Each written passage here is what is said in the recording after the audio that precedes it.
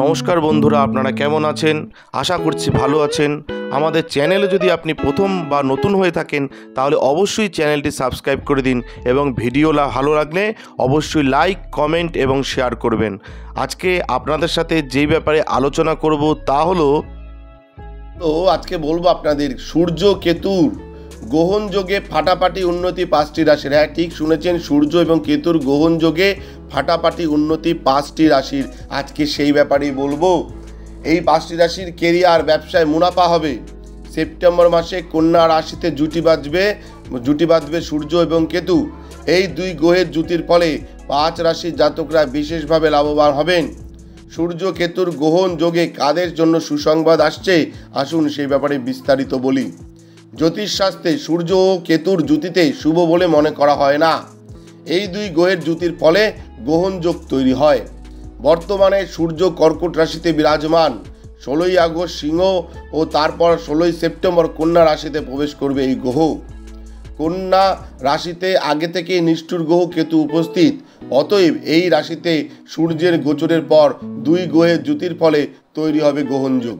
তবে এই যোগের কারণে সবসময় অশুভ ফল পাওয়া যায়, বরং সেপ্টেম্বরে সূর্য ও কেতুর জুটি 5 রাশির জাতকদের জন্য অত্যন্ত শুভ ফলদায়ী।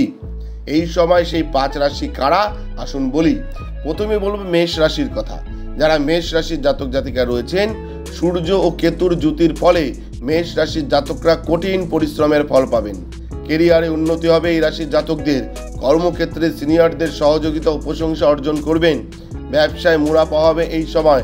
আবার রোজগারের সন্ধানে রয়েছেন যে জাতকরা, তারা এই সময় সুসংবাদ পাবেন যারা মেষ রাশির জাতক জাতিকা রয়েছেন। এবার বলবো বৃষ রাশির কথা। যারা বৃষ রাশির জাতক জাতিকা রয়েছেন, বৃষ রাশির জাতকদের আয় বৃদ্ধি হবে এই সময়। কাজে সাফল্য লাভ করতে পারবেন। আবার এই রাশির ছাত্রছাত্রীরা যদি উচ্চশিক্ষার জন্য কোনো শিক্ষা প্রতিষ্ঠানে ভর্তি হওয়ার চেষ্টা করেছেন, তাদের জন্য সময় ভালো।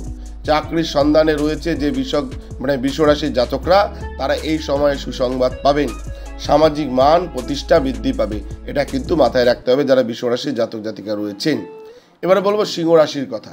জ্যোতিষ গণনা অনুযায়ী সূর্য ও কেতুর গ্রহণ যোগ সিংহ রাশির জাতকদের জন্য খুবই ভালো। অপ্রত্যাশিত ধনলাভ করতে পারবেন এই রাশির জাতকরা। চাকরিজীবী জাতকদের পদোন্নতির পাশাপাশি আয় বৃদ্ধি হবে। আবার সিংহ রাশির ব্যবসায়ীদের জন্য সময় ভালো, মুনাফা সম্ভব। আর্থিক পরিস্থিতি আগের চেয়ে উন্নত হবে যারা সিংহ রাশির জাতক জাতিকা রয়েছেন। এবার বলবো বৃশ্চিক রাশির কথা। যারা বৃশ্চিক রাশির জাতক জাতিকা রয়েছেন, সূর্য কেতুর সমসপ্তক যোগ বৃশ্চিক রাশির জাতকদের ইতিবাচক প্রদান করবে। কোনো সুসংবাদ পেতে পারেন এই রাশির জাতকরা। আপনাদের সমস্ত স্বপ্ন পূরণ হবে এই সময়। ভাই বোনের সহযোগিতা লাভ করবেন। লগ্নি করে থাকলে এবার ভালো রিটার্ন পাবেন এই রাশির জাতকরা।